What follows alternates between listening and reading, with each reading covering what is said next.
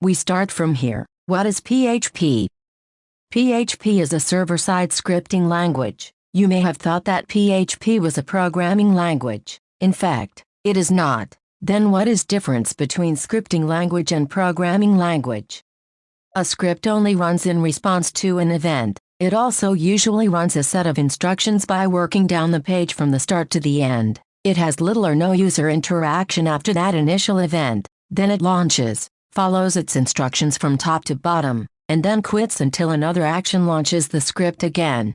On the other hand, a program runs even when not responding to events. It continues to run, and to wait for interaction, whether that interaction comes from a user making choices, or from other programs or input. A program also jumps around with instructions a lot more, so that there's often not a clear start and end point. And finally, it often involves lots of user interaction. Well, Photoshop is a good example of an application or program. After you launch it, it keeps running, waiting for more interactions or for you to tell it to quit. The tasks that it performs are not a linear set of instructions. It jumps around based on the task that you want to do at that particular moment.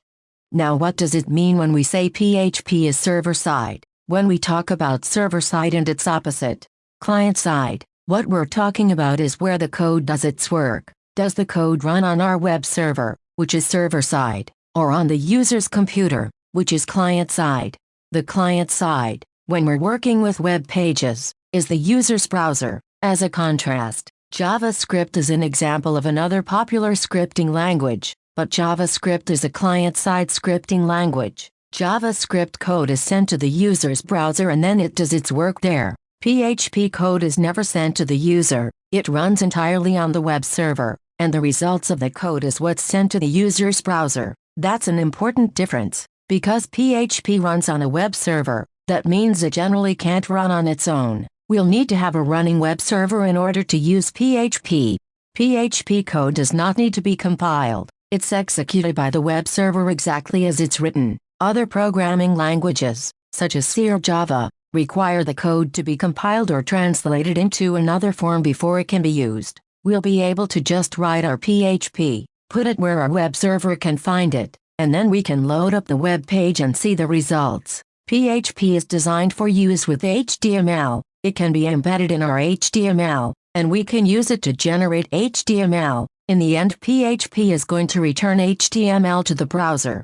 PHP code is going to be our input and web pages are going to be our output. Now, if you've been working with HTML, you're already familiar with having .htm or .html at the end of your file names. PHP is going to work exactly the same, but instead of putting .htm or .html, we're going to put PHP at the end. The PHP is going to tell the web server that this file contains PHP codes that needs to be executed.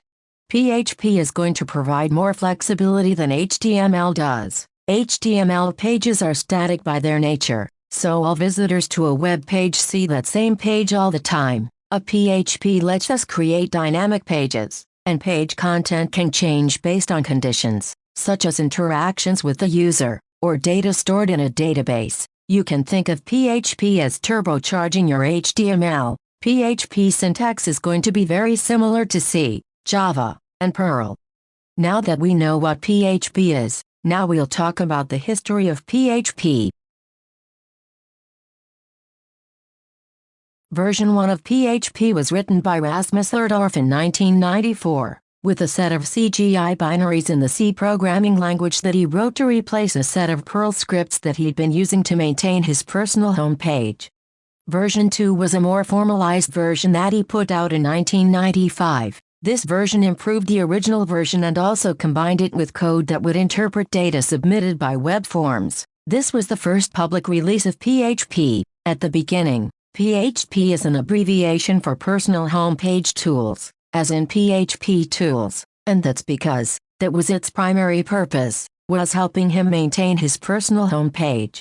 In version 3, PHP changed dramatically. Two other developers got involved, Zeev Surasky and Andy Gutmans. These two developers rewrote major parts of PHP between 1997 and 1998. They also renamed it PHP Hypertext Preprocessor. Now you can see that in those three words we still have the initials P, H and P. but the first word in the acronym is the acronym itself. This is called a recursive acronym, so if you ask what the first PHP and that stands for, it is PHP Hypertext Preprocessor. This is what passes for programmer humor, so get used to it. PHP version 3 is the first version that resembles the PHP that we still use today.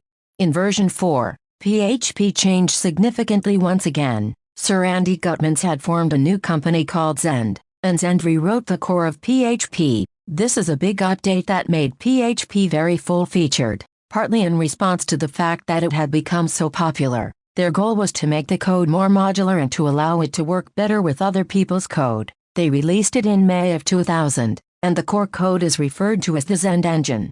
Finally, we have version 5 of PHP, which came out in July of 2004, which is based on another new and improved version of the Zend engine. PHP 5 includes a lot of new features, such as better performance, improved object-oriented programming, and some better database connectivity. Within each of those 5 major versions, there are also many minor versions. At the moment, PHP 5.4 is the most current version. Most everything that we will discuss in this course will work with all versions of PHP 4 and PHP 5, even future versions that haven't been released yet. Most of what's being changed are either the internal improvements that make PHP work faster or more efficiently, or high-end improvements that are used by advanced users. The essentials stay pretty much the same, and they have stayed pretty much the same since version 3. Before we get started by installing PHP, let's examine why you should use PHP.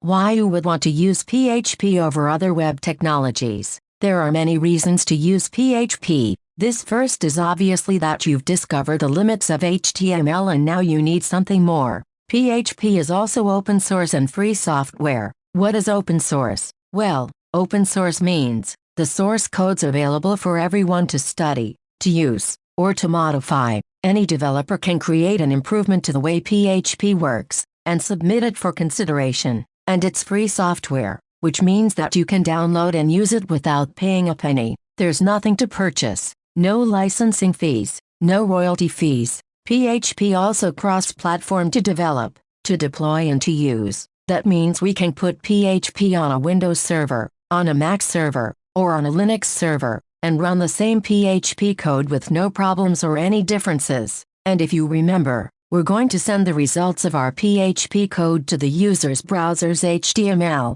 so it doesn't matter what computer type they're using. They don't need to have any kind of plugin or anything installed on their browser to be able to view our website. By learning the PHP language, you're not tying yourself to a specific piece of hardware or an operating system, or a vendor. PHP is also powerful, robust, and scalable. Now, this quality might not affect you so much when you are developing. When you are finally deploy your finished website, you are going to want to know that it's going to be able to handle the amount of traffic that it gets, that it's not going to fail on you, just going to be able to grow with you as your traffic grows. The important point here is that just because it's open source and free, doesn't mean that it's inferior and that it's not as powerful and stable as technologies that you pay for. Big sites like Facebook, Yahoo, and Wikipedia use PHP. PHP is web development specific. It was written from the very beginning with web development in mind. If you'll remember,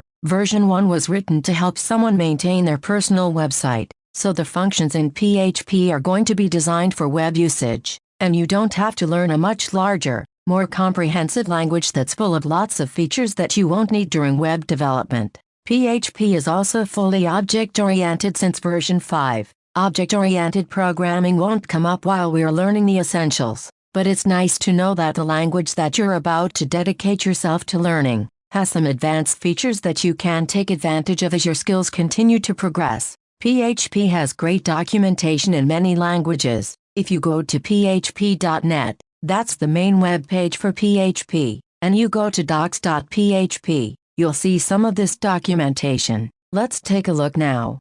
My browser is up and running, as you can see. I'm going to type www.php.net/docs.php.